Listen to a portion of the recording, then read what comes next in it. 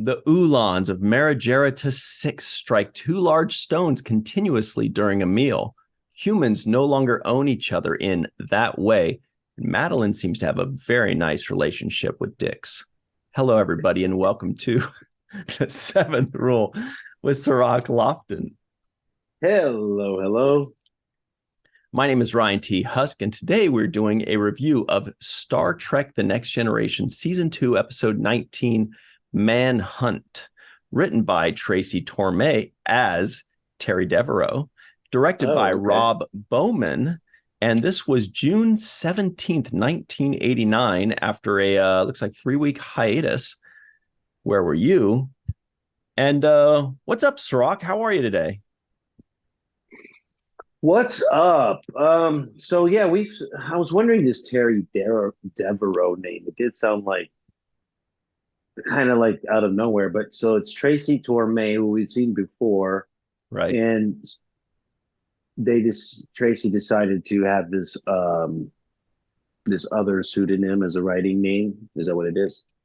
I guess so. So I don't know why he chose that. He was definitely on the writing team quite a bit. Maybe they just sometimes they'll do it if they're not proud of a script. Sometimes they'll do it if they don't want to seem like there was favoritism because he has the Mel Torme last name. But I don't know what the reason for that is. Maybe someone will know in the free for all.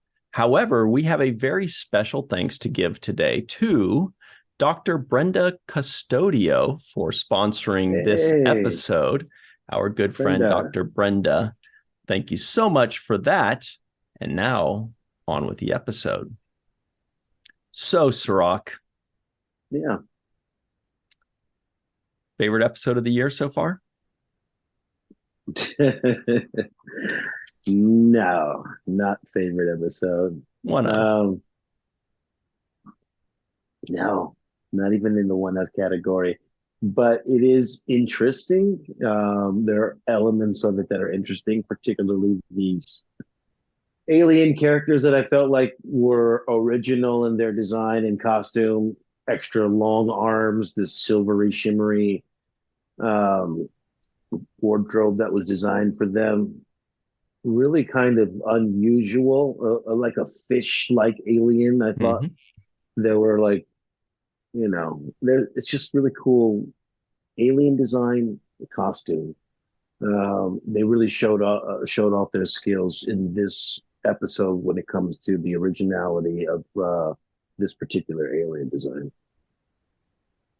What about if I told you that a very successful rock musician played one of the Antedians? That's something. That would be something. That means they'd have to sit there and then make up the whole thing.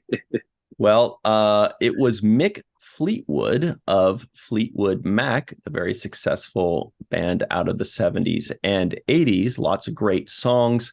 Every once in a while, there's somebody that's like a really big Star Trek fan that's just like, I want to be on the show, whatever it is. And they go, all right, put a fish head on you. And it's probably like, cool, deal. And then he does it and he's like, man, I wish I was just an ensign. Could they just have me an ensign walking through the hall? Yeah, I could have been a red shirt, easy. Yeah. I think that's to discourage other people. They don't want a long line of people just saying, hey, we want to be in this. They're like, oh, you want to be in this? Okay. Spread the word. Wasn't James Worthy in a Klingon at one point? That's what I heard about. Yeah, good knowledge. So another celebrity guest, and Ira was obsessed with that singer Iggy Pop, right? Yep, he was a Vorta. We also had Dr. Mae Jemison, who was an astronaut, NASA astronaut. And who's the other one I'm thinking? Oh, Seth MacFarlane, too. He was in 2 episodes of Enterprise, if I remember correctly. I believe it's 2 episodes, but there are tons. Under heavy makeup, though? No. No, Seth was regular. Yeah, he got to be and Mae Jemison, was she regular as well, or just herself? Yes. Or okay. So but under the heavy makeup people, I think Iggy Pop, with as a Vorta, You've got this Fleetwood Mac, Mr. Mick Fleetwood himself. Yeah. And yeah, As a so that's giant pretty, Antedian. Yeah. yeah, So that's that's cool. pretty cool. That's like one of those little pieces of trivia. I'm sure there are tons of others. There are also a lot of actors and actresses that we'll see throughout this series that will be like, whoa, that's so and so before they made it, Uh Right. like I believe Terry Hatcher. We saw Terry Hatcher already, right? That was Yeah. interesting. And there's Kirsten Dunst. There's Ashley Judd. A lot of people that we'll Yeah. see later. Yeah. Yeah. Anyway, so that's Well, them. that's pretty cool. The aliens were interesting. Like I said again, there were other elements that I also liked. I thought the fact that they were in this catatonic state with their eyes seemingly closed was another just cool touch. Um, so I did like their entire situation, as far as their character.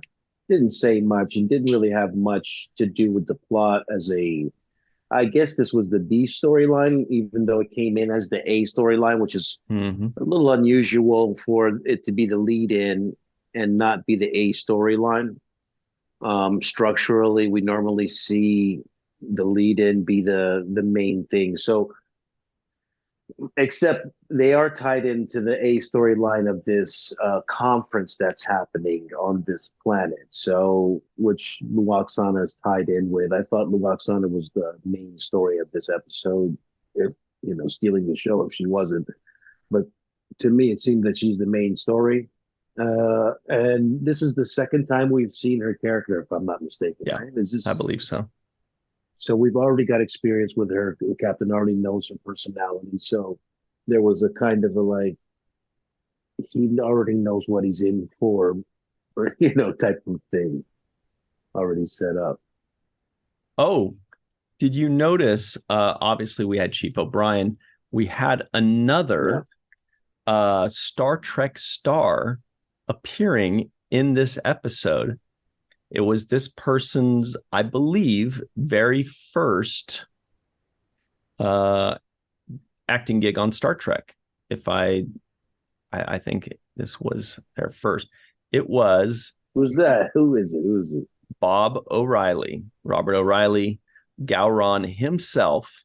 He was like the second gangster guy that went and visited Dixon Hill. Remember the first one pulls a gun on him, and then the second one like grabs him and Yeah. strangles him for a second, and then he's gone. And then the first one comes back with like a Gatling gun Yes. or machine gun, maybe it was. And so Bob O'Reilly, he only had like one or two lines, and he looked Yes. super young and skinny, but that was definitely actually, I'm sure yeah, there he is. Robert O'Reilly playing Scarface was the character. I didn't even pick up on that. It was It's very quick. next time, Bob, make sure your hat's not in the way of your face because you did block your face with the hat, Mm-hmm. and it didn't give us enough. It didn't give me enough time to recognize that it was you. So a little trick that I'm sure you've long since learned, but open your face up a little bit more to the camera. Might have been direction too. They might have just said, keep it down Yeah. and low and mysterious, which is too bad because you want to have your face seen. You know, I'll be Yeah. honest though, the Dixon Hill stuff was never my thing. It's just, and some people eat it up. Some people are like, awesome, this is a Dixon Hill episode. I can't wait. What a deal. Madeline's going to be like, how's it going, Dix? Get in there, Dix, there, whatever. And people love that kind of stuff. And then they have like their little gangster talk. But to me, it doesn't, I don't usually like stuff from, late 1800s or early half of the 1900s. That just doesn't really grab me. The one part I did like, though, was when Picard talks about World War II, that little tongue in cheek talk about, like, when they're saying Germany's about to invade England, he's like, oh, actually, and he goes on to this. At least that was fun for me. So, you know, the period piece that is similar to that I did like when I was growing up was Dick Tracy. Mm-hmm. And I do believe that there's elements of what they're trying to pull off here that are Dick Tracy like. The problem with it, and the reason why I don't think it resonates with me as well, is that I don't see enough alter in his persona. Um, as far as I still see a stiffness. I think she called Luoxana said he still has a stiffy side, and she calls it like a stiffy side. I don't know what she was looking at exactly, but I think that's the front. okay, well, let's say let's just say that you know I feel like he has this kind of stuffy, sorry, stuffy side is what Oh, not okay. stiffy. That makes a little more sense. I was like, wow, I'm surprised I missed that. Stuffy side. Yeah, he has a stuffy side, and there's a stuffiness to him when he plays even the Dixon Hill characters. Like there's not a smoothness to him. Even for example, the way he was holding the cigarette, he got handed a cigarette. So in that particular character, the guy smokes a cigarette, and he would know that if this is a program that he goes into a lot because the guy's Mm-hmm. handing him a cigarette like he knows that he wants one. And the way he handled it was stuffy in a way, like, oh, this thing, as opposed to playing the Dixon Hill Right. character and smoking the cigarette, leaning back, playing this more smoother kind of detective guy who's got things figured out. And that's where I don't see enough change behaviorally in Patrick Stewart's performance from Picard to this character. I would like to see a switch where he smooths into this character and becomes this alter ego of himself that's more flirtatious and more just better at the things that he lacks in his own personality. Do you know what I mean? That's a really good point. It's not really escapism if you're acting like yourself, because that's what he's doing. Yes. Like when people do this, it's like a fantasy. It's like, if there's a guy that's super stiff all the time, he's going to go into like a pool party or a frat house or something and just like, or a camping trip and just let loose. But if Picard is, this stuffy, you know, whatever captain, and then he goes into a totally different situation and he's still acting like that, and he's still being rigid, and he's still being very socially awkward, clearly an introvert, and he just stays like that even in his fantasies, then it Yeah. seems more like it's cerebral than it is escaping. It seems like it's more like he's reading a book more than he's going on a vacation. And I feel like the holodeck, I guess it could be used for both, but it does seem like he certainly is much more cerebral in his approach to the holodeck, whereas most other people use the holodeck to get away and to have fun and to do some kind of fantasy situation that they don't get to do in real life. But he can act Yeah. like a regular Joe or, anywhere. It doesn't Well, that's it's like true. if I went into a old Wild West program, I would expect to alter my demeanor, to be ready for a gunfight, to take 10 paces and turn, to be drinking whiskey, to be at a saloon with the doors that flop back and forth, and just be there's a certain saunter I would change up just because I Totally. expect it to be a badass in a situation where I know only the badasses survive, right? Mm-hmm.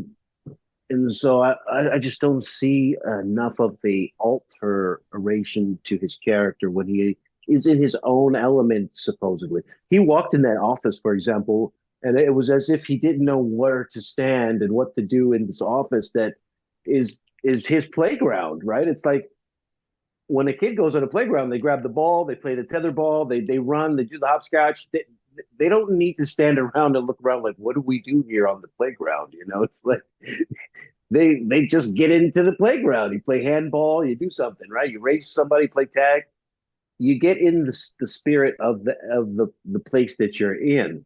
And when he was walking into that office, if that is his office that he often goes to, he would open a drawer and know that there's a box of cigars there waiting for him. He would know certain elements of that space because he's been in there a lot, and it's something that he feels super comfortable with. He cranked, he had the music on, which was an element I wanted to talk about a little bit. Yeah, it was a cute song, whatever it was. I didn't recognize it, but I was like, oh, that's not, I actually listened the lyrics, I actually enjoyed the little lyrics for that moment. That was pretty good. But I do see what you mean. It's kind of like, why would you go to, a Risa Beach program on the holodeck, but then show up in like a suit and then walk around on the, no, you're going to get in. If you're going to do that, you're going to go play volleyball or go play in the water or whatever. And yeah, he doesn't. And to your point about the Western, I can totally picture that. I feel like within 10 seconds of walking around, you kind of look, you see the barns and the saloons and the people walking around, the horses, and you just kind of would get into a groove. You would just kind of be like, all right, this is nice. You kind of get in a nice little swagger or saunter, and you get into the vibe of it. You start feeling it, but he doesn't. And so it's tougher for us to, but it just seems like these first couple seasons, they're really showing how introverted and antisocial Captain Picard is. It's almost crippling in a lot of ways. Like he can't handle kids. He's not good with Luoxana Troi making passes at him. I mean, obviously it's because he's not interested, but at the same time, he doesn't handle it well. Although it was very funny when he brought Data in. But, there are a lot of things that are crippling to him, and it's all social things. And he says the wrong, sometimes he's too curt with people or too rigid, but I mean, even his own secretary in the program was surprised that he asked her out for the drink, right? She's like, you want to hang out with me? Like, you're a loner. You're awkward. You're the guy who's socially awkward. You don't want me to talk to you. You want me to leave your messages on the desk and not even verbally tell you what it is going on because you have this system that is in play where I have to, write things down, not talk to you, leave it on the desk, and be very short with you in my little brief interaction that I had with you on your way to your office. Mm-hmm. And it doesn't show a good social side of him, which is interesting because once again, the theme of the show is to explore cultures and new civilization in life.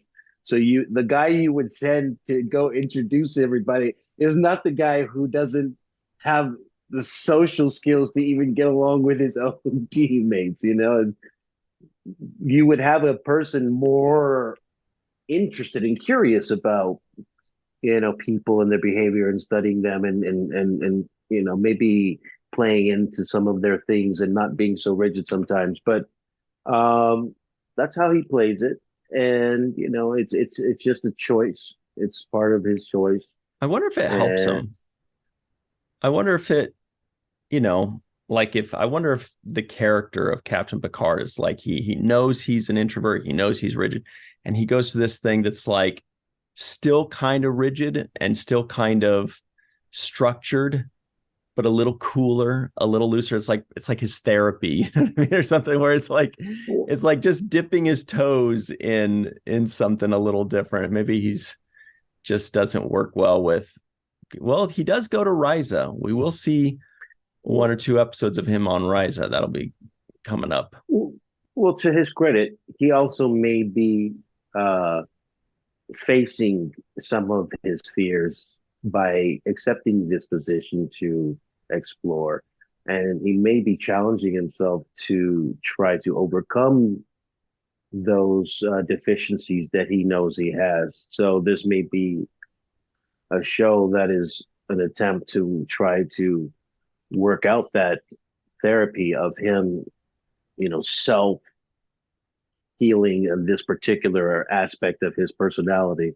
So maybe that's what the show in general is trying to seek to do. And over time, we will see him loosen and soften and grow bonds and become more compassionate in certain areas. I don't want to limit the possibilities before I see where it goes. But from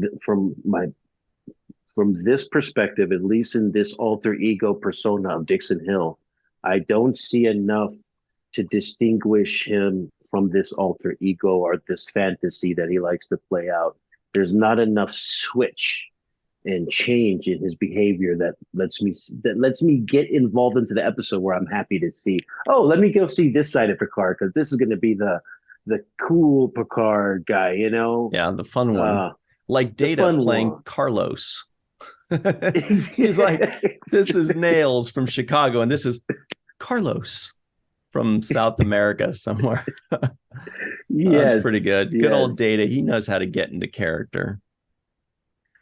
Yeah, and Data has fun. He has so much fun, and within the parameters of certain a rigidity that he has to his performance, right? So he actually uses rigidity as part of his comedy, and his stiffness is part of his shtick, like when he was invited to the dinner, that was for me. That had to be the highlight of the episode for me. Was Picard's just thinking, how do I get out of this? What do I do? And he's just like, boy, I'm really curious. Commander Data, what's the answer to whatever the thing was? He's like, this is fascinating. Come on over. And Data is just like a pig in shit there. He's so happy. He's like, oh, well, then there's also this. And he started bringing up like graphs and stuff. Yes. That was great. That's the perfect use for Data. That was a very memorable scene to me. In fact, I think that's the only scene I really remembered from this episode. I remember seeing the Antedians. I remember, these fish people, and I remember it being Mick Fleetwood. But other than that, the only other thing I remember was Data's role in that dinner party for two. And we got to see Mr. Home or Hom. Yes, that was the other moment that I thought was one of the better moments of this episode, when Picard comes in with that bottle in his hand and Mr. Hom grabs the bottle and just kind of downs the whole thing. I thought that was a nice little fun moment. But here's the problem with that guy. I never know whether to call him Mr. Hom or Mr. Home. And I think it's because Majel Roddenberry pronounces it both ways. She called him Hom a couple times. And then in the last time she mentioned him, she said, come along home. She said, come along home, which made me think of move along home. Mm-hmm. And so I'm like, now I know why I never remembered how to pronounce his name, is because it's been said both ways. It's been said Hom and home. It's very confusing for me. Well, on the subtitles, it's spelled Homn. Yeah. Oh, it should be two M's. Homm. I don't know what it said on the subtitles, but that's what I'm pretty sure that's the name. And I love that actor. He's got some kind of how tall is he? Belgian looking name. Huge. Belgian or Dutch. That's like, where is he? Carl Strijken. So that's got to be for sure Dutch or maybe Belgian. I don't know. Or Carol Strijken. Let me see if it says how tall he is. He looks like he's 7'2" or something like that, right? Yeah. He looks huge. Yeah, I don't see it. Oh, but let's I'm gonna keep looking, but let's hop to our quick break. And then on the other side, we may have an answer for you. Right back on The Seventh Rule. Hi, everybody. Welcome back to The Seventh Rule with Cirroc Lofton. You know what we're doing. Hello. We're having a blast. Here come the trivioids of the week. We only have 3 more episodes of the second season already, if I remember correctly.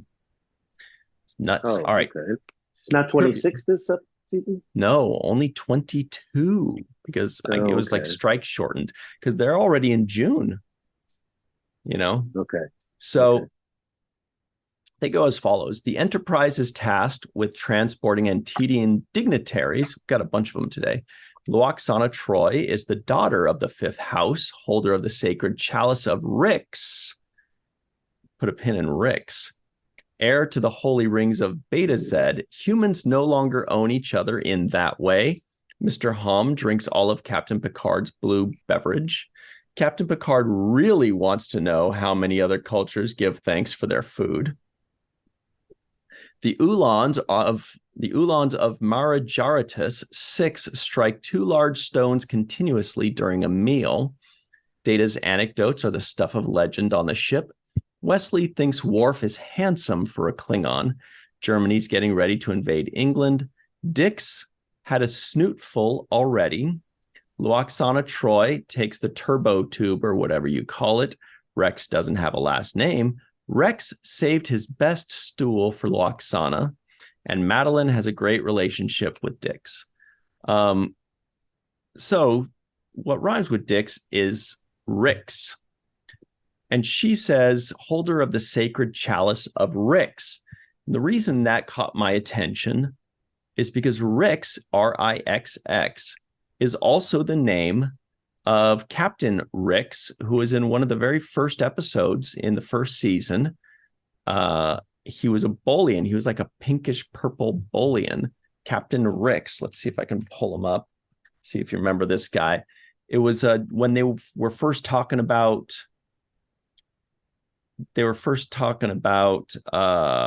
It's played by Michael Berryman.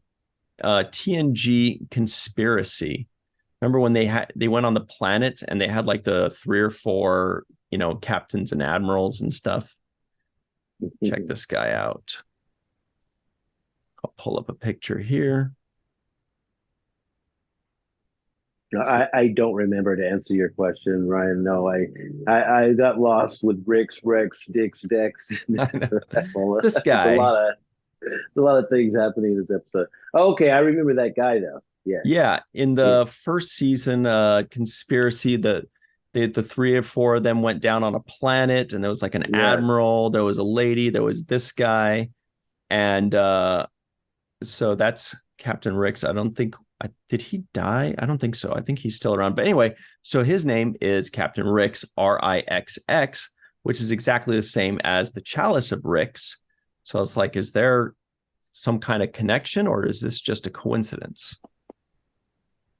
I don't know. I'm way thrown for a loop at this point. Somebody's got to know the answer to this. This is about to make me catch the phase. Speaking of the phase, though, did you see the look on Riker's face? There was a few moments, but the look on his face when Deanna tells him, yeah, your sex drive quadruples, and then she's like, more, even more, and he's like, more, and big ol' Riker smile. He's like, yeah, we're staying together. We're not going anywhere. How old are you now? How close are we? The answer to Carol Stryken, it says Carol Stryken is a vegetarian and likes gardening. He is 7'0". Yeah, 7 feet, and he is Dutch. Yeah, definitely a Dutch name. Sure. And he also played, was it Lurch or? Yeah, I think it's Lurch, the Addams Family guy. I think, right? He looks familiar. I've seen him before at the conventions too, actually. Yes, he's definitely been to those. Yeah, the Addams Family. Anyway, so I like him, and I think it's really cool because he's a funny actor. For somebody that has no lines, they still give him funny moments, and he acts them well. He just, when he drank the blue drink and he goes, makes little faces, It's pretty good. Speaking of faces, the face that Picard makes in the end of the teaser when Lwaxana says, Jean-Luc, what naughty thoughts? And he kind of does this look on his face like like he gets embarrassed, you know. Love the look on his face. What do you think he Um, was thinking? uh, it's a setup. It's a setup. It reminds me of I was in the library as a kid one time, and we were taking some kind of, standardized test in the library that day. And a friend of mine walks next to me, and he farts. Really, it's a quiet library. He farts real loud right next to me, and then he says, Cirroc. And so everybody turns and looks at me, and there's no way to get out of that fast enough before you just been set up, right? You just So laugh. you laugh, you're like, no, I didn't, but it's too late because the more you deny it, the more everybody else thinks it's you anyway. So it's a setup, and to me, that's the same feeling that You he got. It know, was like, I heard that story, Cirroc, and I heard it a little differently. yeah, yeah, So that's all I'm right. saying. Yeah, yeah. But it's a setup, and there's no way to get out of it for Picard because she's claiming to read his mind. We know Mhm. she's a Betazoid, so she has the ability to do that. And all he can say is, "That's not what I'm thinking," but everybody is going to make it look worse anyway. So to me, it's like it doesn't matter whether he was thinking that or not. It's a setup. That's what I mean. It's kind of reminds me of that story. So, and speaking of the Waxana, there is an element to her that I can't help but feel the Lucille Ball vibes every time she pops around. The same way that Lucille Ball would like make it all about her and her adventure. It didn't matter what was going on, she would find a way to just take over the whole situation. That's how Luoxana Troy is every time she shows up. It's she just takes over, and it's like, oh, okay, we just got to deal with her and make it through, make it through. It's almost the same effect that Q has, but hers is more comical. So it reminds me of I Love Lucy. Yeah. Um, yeah, it reminds me of I Point. Love Lucy. You And know, no, what were you sorry. gonna say? I was kind of thinking, uh, just kind of veering from that a little bit because she kind of had the moment of the episode where she says, "Oh, these guys are assassins. They're planning the whatever," and so it gave her, the climax, like a 5 second climax, which wasn't really. I was I was watching the episode, I kept thinking like, when is this going to build up? Where's the conflict? Where's the I mean, there was conflict, but I guess I mean, where's the climax? Where's the tension? Where's the buildup? And it wasn't coming. And then all it was her just saying, "Oh, these guys are assassins." They didn't even like pull out guns. They didn't like transport. And then there's like a few minute struggle or stress. They walked away just peacefully. They're like, she's like, "Oh, they're assassins," and they're like, "Oops, you got me here. Let's just go walk to holding." Like that was so that felt like Yeah. a kind of a letdown. And I was just thinking, it definitely had this episode, the bones of something that could have been very good. And I think it's that they should have given us more higher stakes, right? Throughout the episode. What if before we even see Luoxana Troy, they're saying, "We're transporting these two dignitaries to this conference that is said to be very dangerous. It has a high terrorism rate, or there's a high threat, or there's a high something," right? And so it's a stressful thing. And then Luoxana Troy shows up, and Deanna Troy's even more stressed. She's like, "Mother, you can't go to this. It's this is a dangerous conference. It's a dangerous peace conference," or something like that. So then the tension's building because she's getting closer and closer to going to this thing that's unsafe. And then at the end, if she finds a people and she says, "Oh, actually, here are the assassins right here. They're blah, blah, blah, blah, blah, blah, blah," then it kind of, it gives us just a little bit more. It gives us a little bit more of the satisfaction of something being solved or a solution to some kind of tense problem. I don't know. It's just a thought. No, I get it. I didn't feel like the stakes were high enough. I didn't feel like there was anyone in danger or anything serious where it was ever going to come out of anything. There was nothing on the line.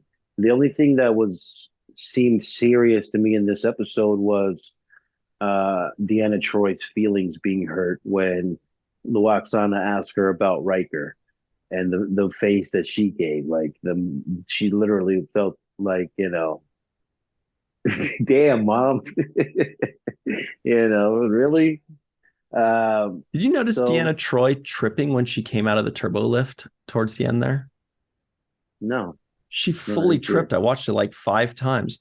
Like right at the end, when she and Mr. Home and Luoxana Troy are walking out of the turbo lift together, Troy kind of stumbles and she looks at Mr. Home and then she stumbles more and she almost does this thing where like she assumes they're not going to keep the take because she fully stumbled, but she just did what any professional actor would do, which is nobody yelled cut. So I guess we're going with this. I guess we're still going to keep going. She did a good job of just kind of like rolling with it, but she stumbled pretty significantly there.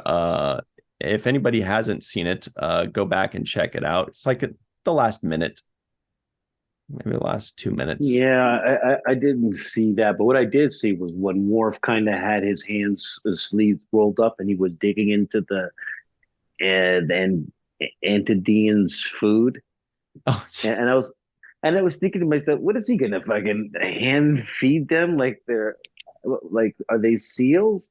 I didn't know what he was planning on doing. Like, is that the culture? Like to hand feed them the way he was doing? Because he just had his sleeves rolled up, like I got this, and like he's I'll like, just I've been scoop it preparing up. for this my whole life. I'm on it.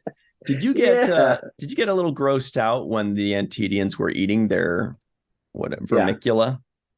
yeah, All yeah, the yeah. slurping. Yeah, me too. I I was was like, surprised seriously, cut away, guys. We don't need to see this. for a while. I was actually surprised because usually I don't get grossed out too easily, but like Yeah, that actually worked on me. All the sounds and the stuff swirling around, and the fact that they stayed on there for a while. That's what it yeah, was. Where they just kind of stayed on there yeah. uncomfortably long. I think that's what got me. And I'm like, these are the people you want joining the Federation? Like, what, what are they bringing to the table? They, you Vermicula. know, they're terrorized. They've got bombs in their lining of their coat. I don't understand why the Federation didn't do a better job, kind of. I don't know, going through the people's what are the qualifications to enter into the Federation, and what kind of um, processes there that you kind of siphon out people. I don't understand how that works, but this one definitely fell under the radar for Federation intelligence because they missed the boat on this. And like you said, it was very anticlimactic at the end. Like, oh, they're assassins. See you later. I thought that was terrible. Um, Okay, here's something for you, Cirroc. Here's something yeah. for you. There was one What? other scene that I do remember from way back in the day, and I didn't remember what episode this scene was in. I just remember this moment. And the moment was that Data fully laughs. Riker is talking about Luoxana Troy to Wes and Data, on the bridge, and he's kind of making fun of her. They're having a laugh at her expense. And he's like, oh, and then she does this and that, whatever. And then Wes and Data share a laugh, and Data goes like, ha ha ha ha ha. Now he's got kind of his back turned to us, but you can definitely see he laughs. And then Picard comes in, he's like, oh, that's enough or whatever. And he turns back to the front where the camera can see him still kind of smiling and grinning. And so, of course, Yeah. that's one of those things where there's a big difference between the production reason and the in-universe reason. The production reason is a director or a writer, producer, or the actor made a choice that Data laughed, and now 35 years later, in hindsight, we go, Data shouldn't be laughing. That's a mistake, right? In universe, very easily explained. They just say, oh, well, he's just trying to be more human. He just has a subroutine or an algorithm that lets him know, hey, now's the time to laugh. If I want to act more like a human, I'm going to laugh when they laugh, you know? So it was just one of those interesting things where you could say, like, I can see the in-universe explanation, and I could guess what the production explanation might be. But it was just weird when I was a kid first seeing that. I was like, what the heck? Data's not supposed to laugh. So you caught that as a kid. You thought that was strange that he was laughing. I was livid. Yeah. So you were upset about it. I was just kind of like, what the heck? Why? And so I remembered that moment, you know, whatever it's been for 20 years or whatever, but I didn't remember what episode that was in. I just remember it was kind of earlier on because they didn't have a full grasp of the character quite yet. And so when I saw it, I was like, there it is. I'm not crazy. I knew I remembered him laughing because it stuck out. Yeah. You know, one thing that stuck out for me was that Luoxana is also the computer. Yeah. And there was a moment there where she was talking to the computer. So she's talking to herself. And I was trying to notice the way in which she alters her voice for her character as opposed to for the computer. Totally. And I thought that she does a very good job of the computer voice, taking all her emotion out of it and being very, you know, monotone and futuristic and sounding as the computer to me. And then the difference that she completely acted like she doesn't recognize her own voice as the computer when she was playing Luoxana, and puts a little twang in her voice as Luoxana and a little bit alteration in her voice. So I thought that's something that's a credit to her skills. It's very professional. And anybody that doesn't know who does the voice of the computer, anybody that's just, you know, average person watching this, they wouldn't say, hey, that's the same voice. You wouldn't, there's no connection there at all. We know that, but you can't tell from the performance because her Luoxana voice is higher. It dances around on those higher notes, like, oh, I don't know, child, you blah blah blah blah blah, you know. And she's kind of, it's whimsical, it's light, it's higher pitched. Like you said, it's got a twang, and then the computer, it's low, it's matter of fact, and it's just, you know, almost like a slow staccato, like da da da da da da da da da kind of thing, you know. And it's just, so you don't even realize it's the same person. I can't imagine anybody that doesn't know it's her would ever have guessed it's the same person. So I agree. Good talent. Good talent. Also, a question that popped up to me, and I don't know what the science is on the transporter beam, but this is something that just the inner nerd in me kind of thinks about when I see stuff. And the thing that I thought about was at the end, when Luoxana's transporting and she does that good final, like, Jean-Luc, you know, again about him having a nasty thought, but she's talking during the transporting. And so she's kind of phasing out, but she's still talking. And it made me think, you know, question for Mohamed Noor, I guess, but is it possible to keep talking during a transport while you're in the process of actually beaming? Wouldn't you be in the process of separating those atoms or molecules at some point? And would you still be able to talk with not all your vocal cords still in place exactly because they're being beamed out? I just don't know. That is a very interesting thought. I never considered that. I mean, my immediate thought is yes, because they can, it just seems like they would, because otherwise they're like in suspended animation for a few seconds where they can't talk, they can't see, presumably they can't breathe, they can't move, you know. But then at the same time, imagining that if your molecules are being taken apart and put back together, you wouldn't think you'd be able to talk or breathe or see or any of those things. Like how could you? So yeah, I don't know. I never thought of that, but I think in the Star Trek universe, yes, you can still breathe and talk and do all those things. But thinking about it, seems like you wouldn't be able to. It seems like Well, this there's is the no first freaking time way. I've seen it done, to my knowledge, where Mm-hmm. somebody is mid beaming and still talking. And they Mm-hmm. actually slowed that sequence down. Yeah. So normally when you're beaming out, they kind of go right into the dispersed matter, white kind of lines, dissipated look really quickly. But in this particular last beam out scene and shot, they actually beamed her out over a longer period of time and showed that dismantling happening over a longer period of time, long enough to get the line out about, Picard having nasty thoughts about her. So I thought that was a different thing that I hadn't seen before. I'm like, who have I seen before this mid sentence, or actually complete a sentence as they're getting beamed out? I haven't Mm-hmm. seen it. Well, here's a question for you. Who gets the home run of the day? Home run of the day. Yeah. Um, I'm going to give it to the wardrobe guys and the makeup people for the Antedians. They're going to get it for me. A lot of things left a lot more room for me to like, wanted to like this story a lot better. It just didn't come across. All the pieces were good. There were elements that I thought could have been used better, but weren't.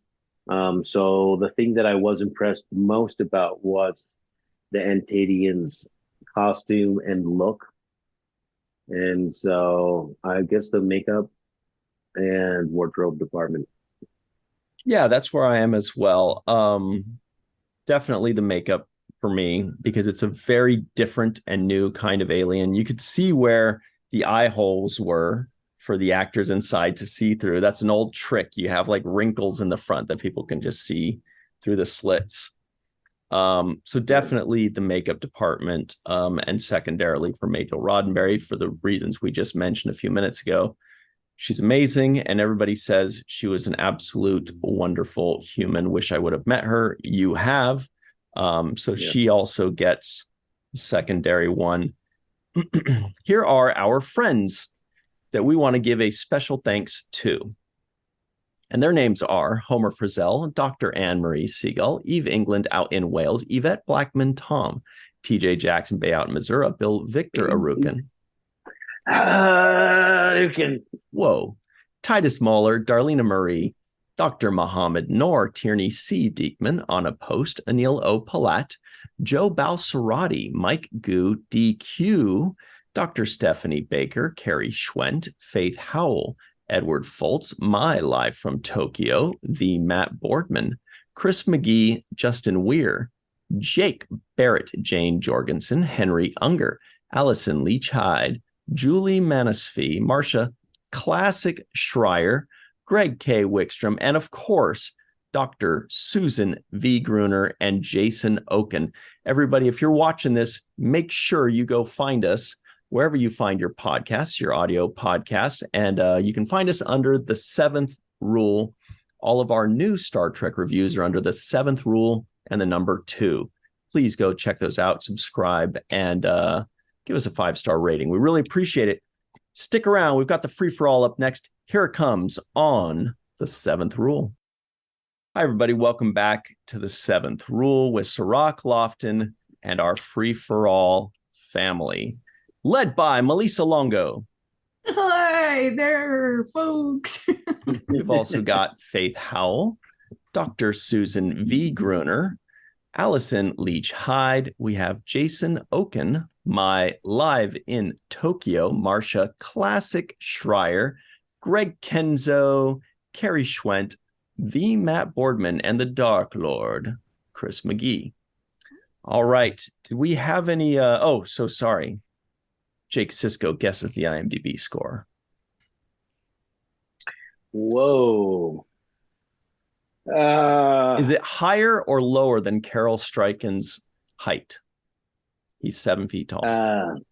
7-0. Yeah, way lower, way lower. Closer to how tall is Will Wheaton in this episode? Too I don't tall. know. Too tall for even this episode. I Too would tall, say Jones. I'm gonna be nice and give it a 5.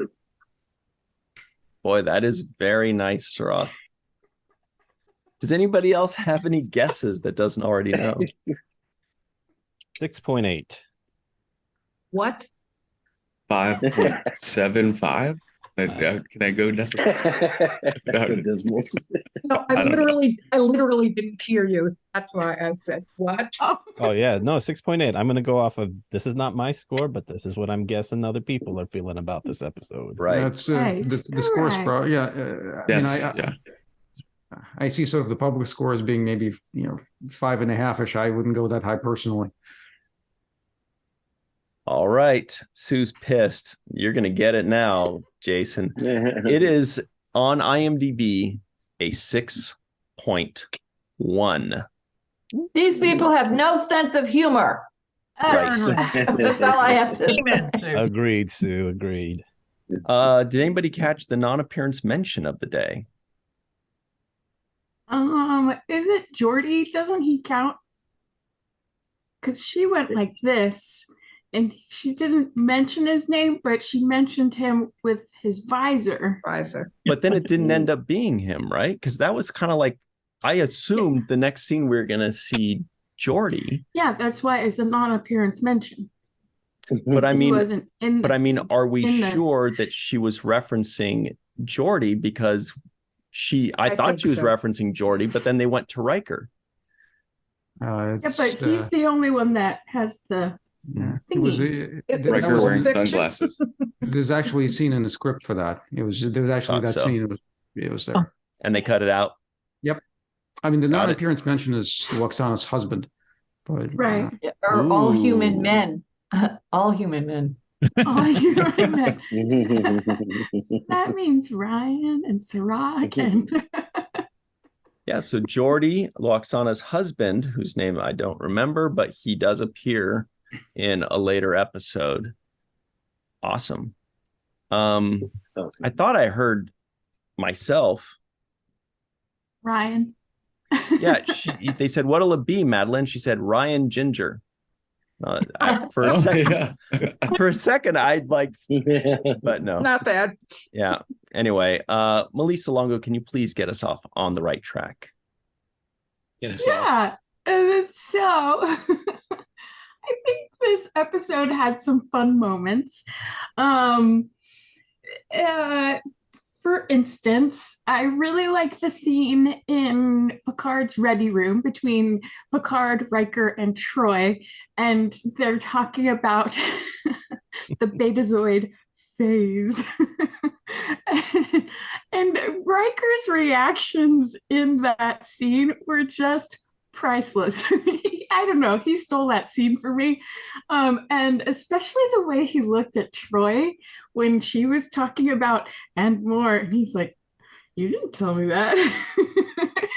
And then she said, I didn't want to frighten you.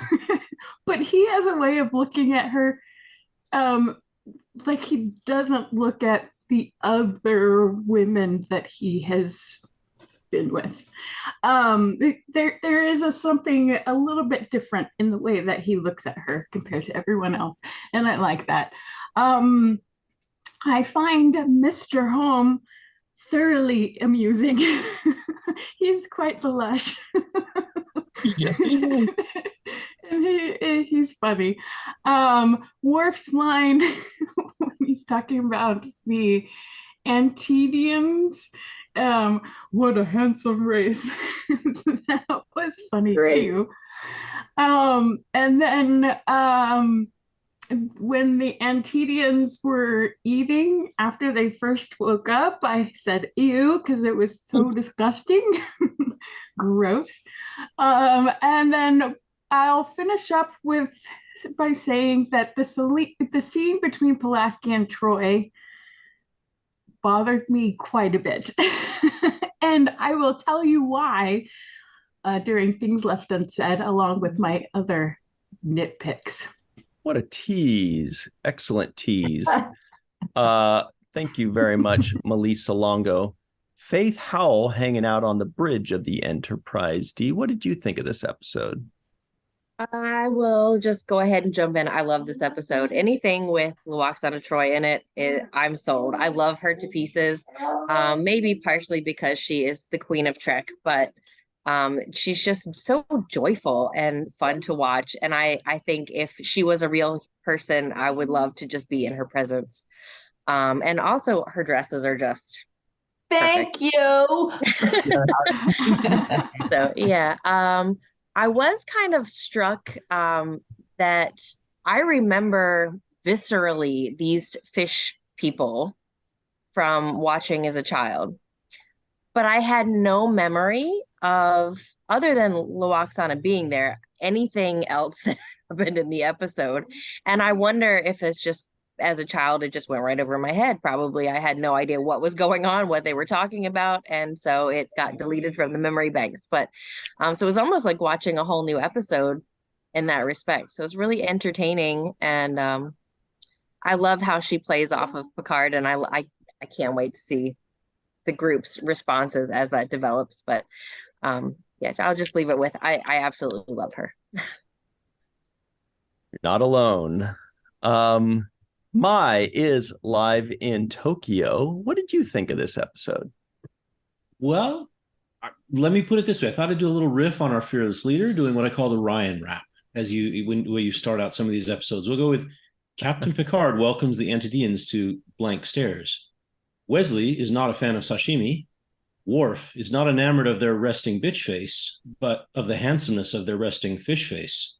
Lwaxana stops by for a Jaeger visit. Jaeger means hunter. Picard's dress uniform reveals more than his ankles. Ambassador Choi's fondness for the reveal clearly rankles. A dinner invitation for one. Lwaxana takes the term "'tis the season" to an entirely new level. Mr. Hom chimes right in gratitude for the meal. And Data unknowingly bores with excessive data, and Picard is grateful. In conference with Riker and Deanna, Picard mistakenly, perhaps appropriately so for this episode, refers to her as the goddess of the hunt by calling her Diana. And Riker grins at the thought of multiples of 4 or more. The Chancellor has a scar. Lwaxana likes her fish with sauce, and Mick is carrying a bomb. Deanna sees Riker as her Imzadi. Lwaxana simply sees him as a hot body. Back to you, Ryan. That is a great background, too, by the way. I missed that before. You've got Fleetwood Mac, but you got a fish head on Mick Fleetwood. Very good. Did you add that yourself? I did. Magic. Looks great. Yeah, that's an A+. Good stuff. Jason M. Okun is here, everybody, and thank goodness for that. What did you think of this episode that you loved very much? Well, Ryan, I have one word for it: filler. And sometimes sometimes filler episodes can be good when there are too many of them, and the way they're done can certainly give you a different kind of an impression. You can say the Trials and Tribulations is a filler, but what a filler! Mm-hmm. It's fun. It's exciting. There are even in episodes that are not particularly great. There's scenes, there are moments, and there are some here for sure. Maybe for 5 jokes that fall flat, one is funny. And I'm having a hard time figuring out what is this episode about.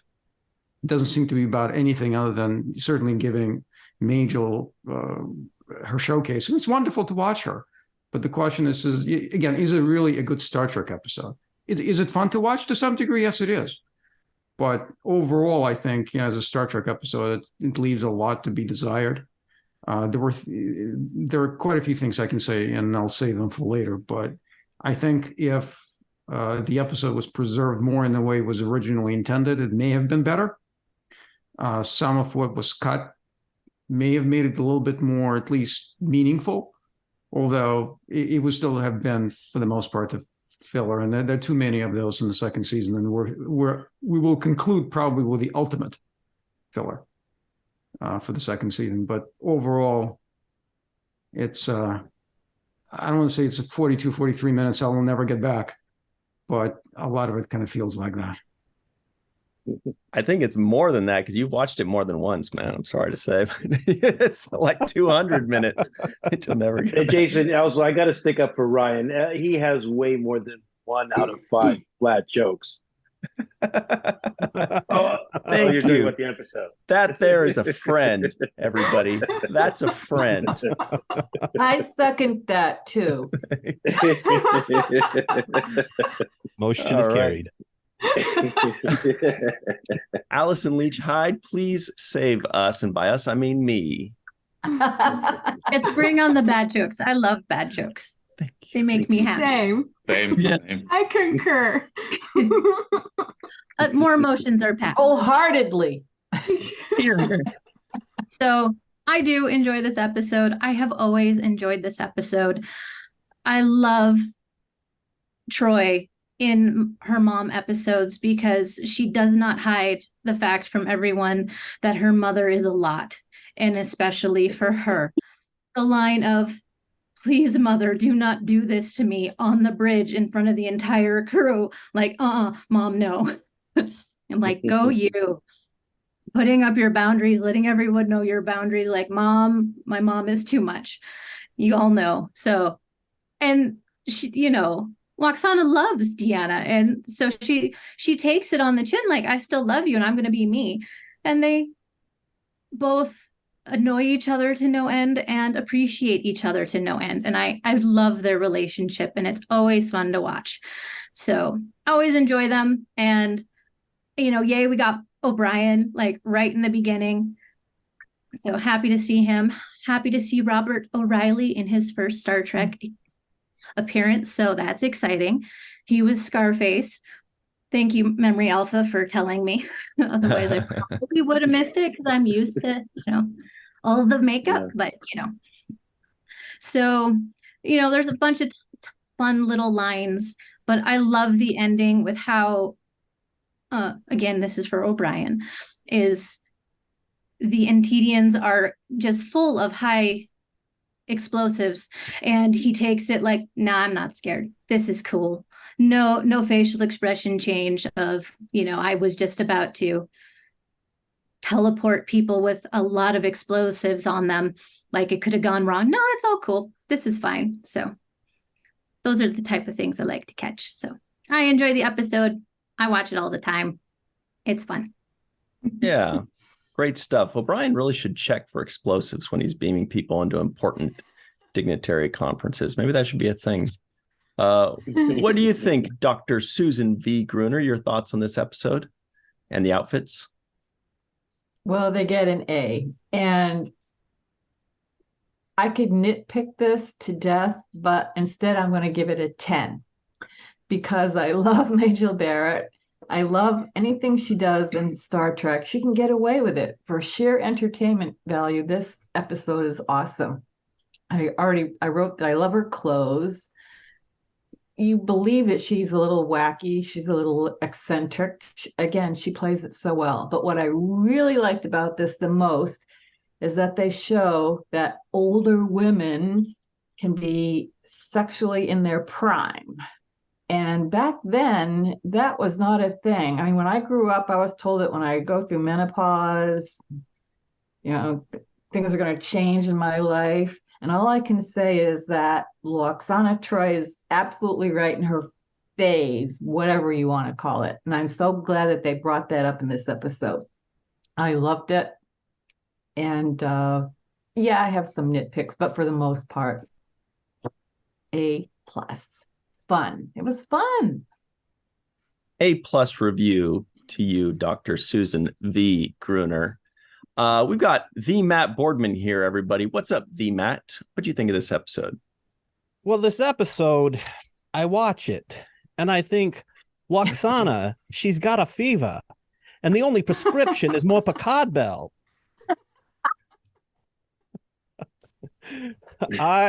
Sorry, it sounded more like Data as the comedian. I should have finished that off with Badoom Doom.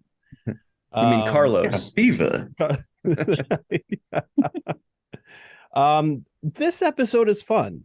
There's just a lot about it that is silly and wacky, and I think Star Trek needs that. I mean, we don't get that now because we have such short Star Trek seasons, and so rewatching this helps me to appreciate these types of episodes that maybe don't really do much in terms of, you know, an overall story, but they're an opportunity for the cast and the crew to hopefully have a little bit of fun. Every time I see Majel as Lwaxana, I always kind of like, I have this thought, like, is that just Majel, or did Majel later on in life eventually become Lwaxana? Because I remember in 2008, I went to STLV, and Rod and Trevor Roth were up on stage, and they're talking about roddenberry.com, and I think they were getting ready to launch the store that they used to have on there. And like, Majel joins them on stage, and she was every bit Lwaxana to Rod.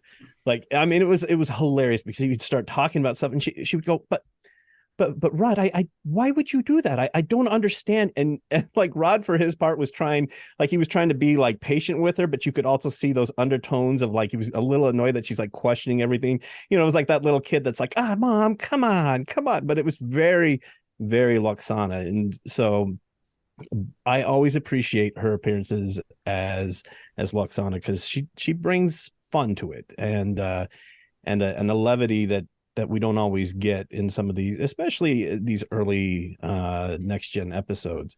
And then the one last thing that I noticed this time around was, you know, we get Colm Meaney, and for some reason, I don't know if it was the camera angle or what, but it was like, I was looking at it and I was like, man, he looks so young in this episode. And I mean, we've seen him before, but I was like, wow, hello, babyface. Bob O'Reilly looked super young too, for that 2 seconds that he comes out from under his hat. Good stuff there, the Matt Boardman. Thanks very much. Carrie Schwent, aka Crafty Bear, your thoughts? I love this episode. Lwaxana completes my trio of favorite characters with Q and Wesley. I love how over the top she is. Her fashion is always on point. And I honestly think, and as I'm taking my notes for this, I finally decided, I'm positive that she knows Picard doesn't like her, but she says what she does to him just for the pleasure of watching him squirm. You will never convince me otherwise, because there's no way he really does. So she says that just to watch him squirm, and I think it's hysterical every single time she does it. And I decided the song for this episode is, we got Daryl Hall and John Oates in their Dixon Hill attire behind me, thanks to a fun little AI generator I found, is Man Eater. Taking notes for this song. I heard that song in my head as I was taking notes over the last couple of days for this episode. And so, of course, since I did them, I had to throw Mick Fleetwood in there in his Dixon Hill attire too. Yeah, I'm not a hugest fan of Fleetwood Mac. Eric likes them a lot more personally. Stevie Nicks' voice kind of drives me up a tree, but that's just me. And circle back to the episode. Sorry about that. Something I noticed near the end of the episode, and it's another sort of blink and you miss it, but when Deanna and Lwaxana are walking out of the turbo lift, Deanna stumbles a little bit because she was trying not to step on all the material of Mom's dress. I don't know how she didn't manage to just completely fall over, but she did a fairly graceful stumble. I absolutely recognized Robert O'Reilly. Those eyes are unmistakable, so I wore my Ferengi eyes in honor of him. And I had recognized him out of makeup before with the episode of Dr. Quinn, Medicine Woman that he was in. And he's in that episode a lot more than the tiny little scene he's in this one. But yeah, recognize him immediately. He is just adorable. And I actually got to talk to him on our first cruise. He loved making that Dr. Quinn episode. I don't think anybody had ever mentioned that to him before. Yep. Oh yeah. And so Picard is an evil genius, calling Data down to tell some stories to kind of keep Lwaxana at bay. He's absolutely an evil genius. And before I get to my limerick, there is one thing that also amused the heck out of me. Lwaxana talking to the computer, looking for Riker. She was literally talking to herself, and it makes me laugh every time, just a little bit every time I watch this episode. But I will finish with this week's limerick, and it's Lwaxana based, obviously. Searching for a mate is no easy thing. Do I want one that reads or one that sings? How about a new race, a nice change of pace? Because I'm looking for more than just a fling. Now, her and Worf would have been intriguing, and it looked like he was considering it for a hot second before she's like, "Nah, I'm used to human guys. Never mind." Those two would have been interesting, but she was not for Worf. Don't stop. I saw that's a Fleetwood Mac reference, by the way. Sorry. Yeah, Wesley's like, what was that all about? And Worf is about to explain it, and he's like, no, yeah. What this is about. All right. Great stuff. Thanks very much, Carrie. Although we're all looking at you funny for not liking Fleetwood Mac. It's a little rough. Mm-hmm. I like Fleetwood Mac. It's just Stevie Nicks' voice I don't like. That's kind of a lot. Okay. Greg Kenzo is here. What's up, Greg? What'd you think of this episode? Hey, what's up? Let me see. I don't think it's among TNG's best, but there were a lot of things I loved about it. Dixon Hill is one of my favorite things from TNG. I don't know if a lot of people like that holodeck in particular, but I think it's great. There's some charm about that period. Like the lighting, the clothes, like the perpetual smog. But I might just love the noir look. That might just be it. Lwaxana used to annoy me. Sorry to say, Sue and everybody else that loves her. She's grown on me though, like definitely and I think it was just the disruptive kind of element, like coming into like all the Star Trek people that are on the Enterprise are all kind of proper and have their own place, and they're all kind of in line. You know, they're an exploring academy, I guess, but it's very military-like. You know, so I think it was that disruptive element that got me a little annoyed, but she grew on me, and I grew to love her. And yeah, she's great. To comment on what Matt said earlier about Rod talking about Lwaxana being just like Majel, he actually said that recently on a different podcast, the Shuttlebot Show. He was on there, and he talked about how Majel is pretty much Lwaxana. And he gave a good story about her going to like an all-man's night at some yacht club, and just, you know, women weren't allowed, but she would go in there and she like, you know, would smoke cigars with them, tell dirty jokes with them. This is from his own mouth, Rod's own mouth. So yeah, she kind of did that in this episode. She came in to the ship, you know, and I think that's funny that the captain and Riker and all these people that are usually in control, when they're going up against insurmountable odds, you know, when they see Lwaxana and her energy, they kind of back away. And it's funny because that's what kind of scares them, and not all these other dangerous situations. Other than that, the philosophy of this episode, I kind of like to focus on philosophy. I think it represents diversity and the peculiarities of culture. Lwaxana, the fish dudes, Picard, and the Hollow novels.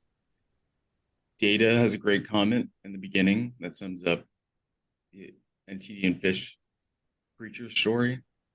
He says, judging a being by its appearance is the last major human prejudice.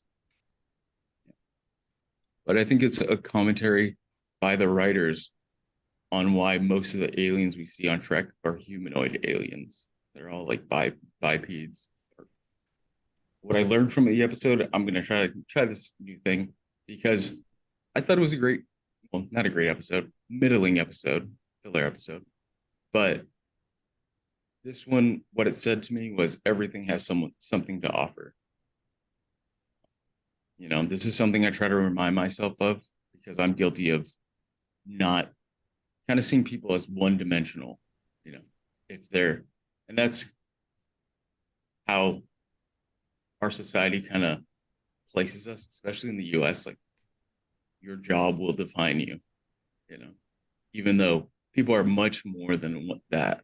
And yeah, I say this because Lwaxana, although she kind of disrupts everything over the storyline, she casually saves the day at the end, like nonchalantly, and just like, okay, I'll take off. She saved the conference. They don't really address it, but I think that's the beauty of it. It's a funny episode. First time I saw it, it was funny. Okay. Yeah. It's a good one. We definitely had some laughs. Great stuff. Thanks very much, Greg, Kenzo. Marcia Classic Schreier is here. Hello, Classic. Your thoughts? Well, I think everybody's pretty much said everything that I have in my notes, except for what I consider the worst line of the episode, the hallway scene with Troy and Pulaski, and when an animal is at its best when being hunted or hunting, I almost lost it there. But then counter that with Worf's line, which was my favorite. What a handsome race. I mean, that's just brilliant. I think everybody in this group knows how I feel about season 2.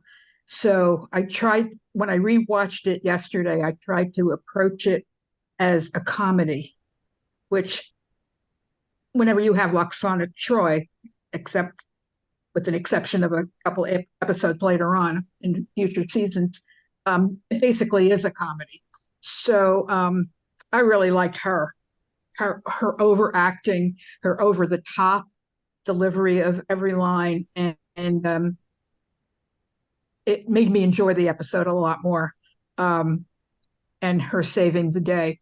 One thing that I didn't remember was the naming of the phase, and I'm wondering if we ever see it or hear about it again. I don't want to give away any spoilers to anybody, but I'm trying to remember Deanna in Picard episodes, and I don't think there's any mention of anything like that. Maybe because she's only half Betazoid, she doesn't have to suffer through it.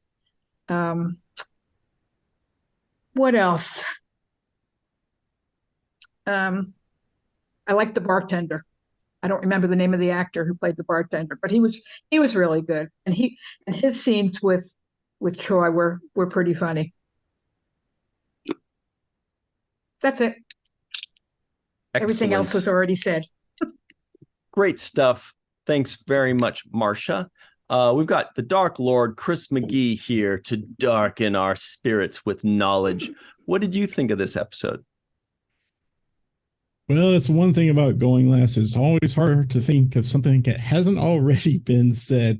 I agree with Allyson, Ryan, and Carrie that, I mean, this was the first time I even noticed that Robert O'Reilly was in the episode. I had never noticed that before. And as Carrie mentioned, it's always lovely seeing Majel Roddenberry talk to Majel Roddenberry as Mrs. Troy talking to the computers. It's common knowledge by now, of course. Everyone knows that Mick Fleetwood played the Antedian in the episode. And I'm sure he probably didn't enjoy the makeup process either when going through that. Am I the only one who, upon seeing the Antedians, I guess, clothes, was reminded immediately of Daniel's shower Halloween costume in The Karate Kid? I mean, obviously the color is different, but I mean, it just has the same kind of shape to it. This, of course, is our second visit to the world of Dixon Hill after the big goodbye, and so it was kind of interesting. And I'm sure it was not by accident that the song they chose to play on the radio in his office was "Let's Get Away from It All." So all in all, it was a fun episode. Yeah, there's no stakes, there's no crisis unless you count the Deus Ex Loxana at the end. And as for my memorable quote, of course, everyone's already picked my first choice, "What a Handsome Race." So I'll go with my second one, a counterpoint to that, which is I still see they look better in sauce. Oh, yeah. Loxana Troy's line. That's a good one. All right. Thanks very much, Mr. McGee. Jake's final take. Cirroc, any final thoughts on this episode?